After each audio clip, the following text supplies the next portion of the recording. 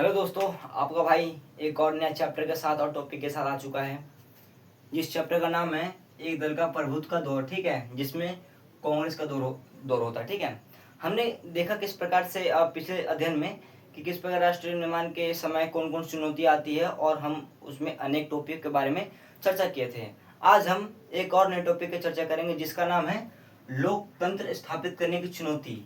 ठीक है, लोकतंत्र स्थापित करने की चुनौती। ठीक है, आज हम इस टॉपिक के बारे में चर्चा करने वाले हैं और किस प्रकार से हमारे भारत में चुनाव आयोग ने निष्पक्ष और स्वतंत्र जो है चुनाव करवाया। ठीक है, अब देखिए दोस्तों, मैंने यहाँ पे लिखा है अलोकतांत्रिक व्यवस्था। अब ये अलोकतांत्रिक व्यवस्था क्या होती है? जिस टाइम हमारा देश ब्रिटिश के चंगुल से आज़ाद हुआ था, उसी टाइम ऐसे और भी अनेक राष्ट्र थे जो कि ब्रिटिश के चंगुल से आज़ाद हुए थे और उन्होंने अपने राष्ट्र में अलोकतांत्रिक व्यवस्था अपनाई थी। ठीक है, अब देखिए अलोकतांत्रिक व्यवस्था का मतलब होता क्या है। इसका मतलब ये शाब्दिक से होता है कि मतलब मान के चलिए उस राष्ट्र में लोकतंत्र भी रहेगा और एक दल भी रहेगा और नेता भी रहेगा जो कि पूरा नियंत्रण रखेगा देश पर, जैसे कि चीन में होता है। ठीक है, वहाँ पे लोकतंत्र भी स्थापित है और एक नेता भी है और एक दल भी है। इसी को ही अलोकतांत्रिक व्यवस्था कहते हैं। ठीक है दोस्तों, अब देखिए दोस्तों, आपको सभी को पता है कि हमारा देश, ठीक है, राजनीतिक गतिविधियों का उद्देश्य इसमें हमने लिखा है। अब देखिए इसमें इसका है क्या उद्देश्य। इसमें लिखा है जनहित का फैसला, मतलब कि जनता के लिए फैसला करना। राजनीतिक गतिविधियों, हमारे जो राजनेता थे बहुत ही शातिर थे, उन्होंने इस अलोकतांत्रिक व्यवस्था को नहीं अपनाया था। ठीक है दोस्तों, उन्होंने राजनीतिक गतिविधियों के ऐसे बहुत सारे चीजों को अपनाया था। ठीक है, जिसमें लिखा था जनहित का फैसला करना था और उस पर अमल करना, मतलब जनहित का फैसला करके उस पर विचार विमर्श करना। ठीक है, अमल करना। अब देखिए दोस्तों, हमारा जो संविधान है 26 नवंबर 1949 को अंग्रित किया गया था, मतलब कि संविधान सभा में पेश किया गया था। ठीक है, और 24 जनवरी 1950 की इस पर हस्ताक्षर हुए थे। ठीक है, 289 लोगों के हस्ताक्षर हुए थे। ठीक है, इस पर संविधान में। अब देखिए दोस्तों, अब इस संविधान लागू कब, आपको सभी को पता है, जनरल नॉलेज की बात है। संविधान 26 जनवरी 1950 को अमल में आया था, मतलब लागू कर दिया गया था। इसके दौरान बहुत सारी ऐसी चीजों का विस्तार होता है। देखिए दोस्तों, उस वक्त देश का शासन अंतरिम सरकार चला रही थी, मतलब 1947 से लेकर कितना, 1947 से लेकर 1950 तक। ठीक है, अंतरिम सरकार द्वारा देश का शासन चल रहा था। उसी पे हमारे जो ऐसे बहुत सारे मतलब कांग्रेस नेता थे, तो उन्होंने बोला कि हमारे देश में भी चुनाव के तहत व्यक्ष मताधिकार के द्वारा हमारा देश में भी शासन होना चाहिए, लोकतांत्रिक के द्वारा हमारे देश में शासन होना चाहिए। तो अब देखिए हम इस पे चर्चा करने वाले भारत के चुनाव आयोग पे। ठीक है, जिन्होंने चुनाव करवाया कब, 1951-52 में। ठीक है दोस्तों, हमारा भारत का पहला चुनाव कब करवाया गया, तो 1951-52। अब देखिए दोस्तों, चुनाव आयोग ने क्या किया, इसमें मतलब कैसी बहुत सारी चीजें थी। मतलब चुनाव आयोग ने यह फैसला दिया कि हमारा जो चुनाव होना था वह 1950 में ही होता, जनवरी में, परंतु ऐसा ना हो सका। 1951-52 में होते होते, मतलब जनवरी फरवरी में होते होते गया। ठीक है, अब देखिए दोस्तों, हम इसमें चुनाव आयोग के बारे में जब इनको गठन हुआ तो इसमें मुख्य उद्देश्य को बहुत सारी चीजों का हम जानकारी लेंगे।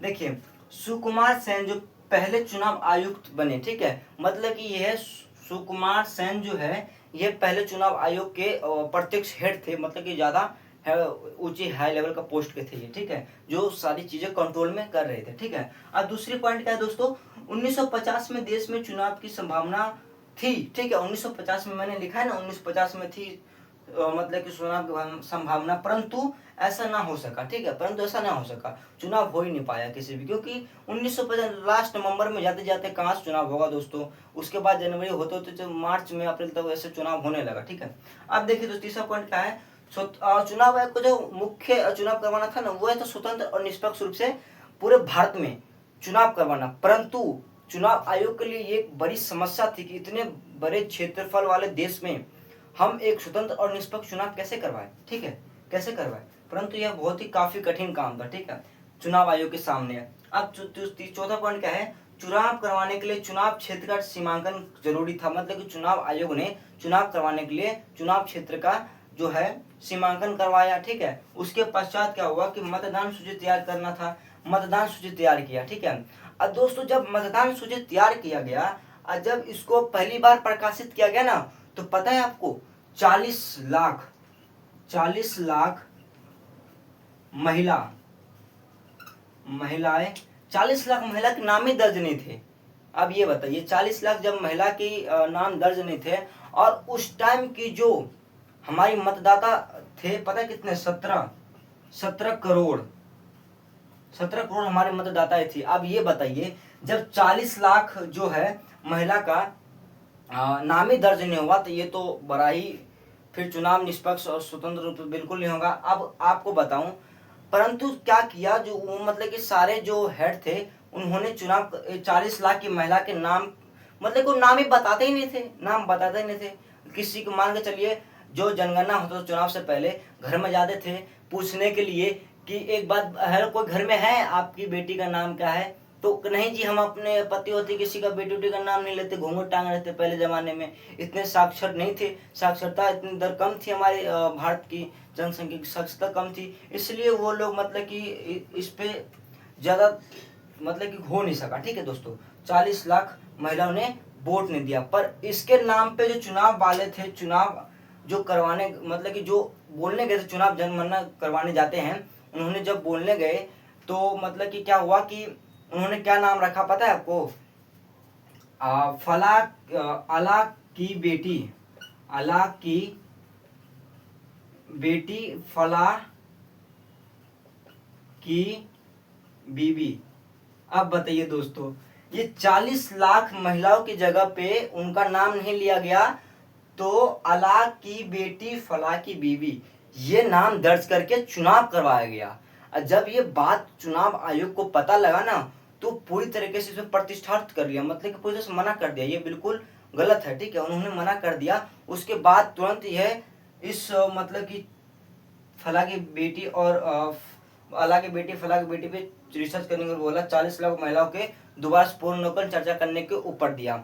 उसके बाद जो है पश्चात 1951-52 में सही ढंग से चुनाव हुआ, ठीक है दोस्तों। और हमारे जो मतलब कि जो नेता थे, ठीक है, राज्य लोकसभा के जो नेता थे 482 से कुछ थे, 489 थे शायद से, ठीक है, 389 थे, इस दोनों में कोई एक था। उन्होंने मतदाता से और लोग थे, और हमारे जो साक्षर थे वो 15% था। उस टाइम में साक्षर 15% था, ठीक है दोस्तों, 15% था उस समय साक्षर। इतना साक्षर होने के बावजूद भी हमारे भारत में 1951-52 में निष्पक्ष और स्वतंत्र चुनाव करवाया गया। तो उसके पश्चात दोस्तों, उसके पश्चात जो है हमारे भारत में लोकतांत्रिक व्यवस्था शुरू हुई और शासन व्यवस्था भी चलना शुरू हुआ, ठीक है दोस्तों। आज के लिए इतना ही काफ़ी था, धन्यवाद, और आगे की वीडियो में बने रहेंगे।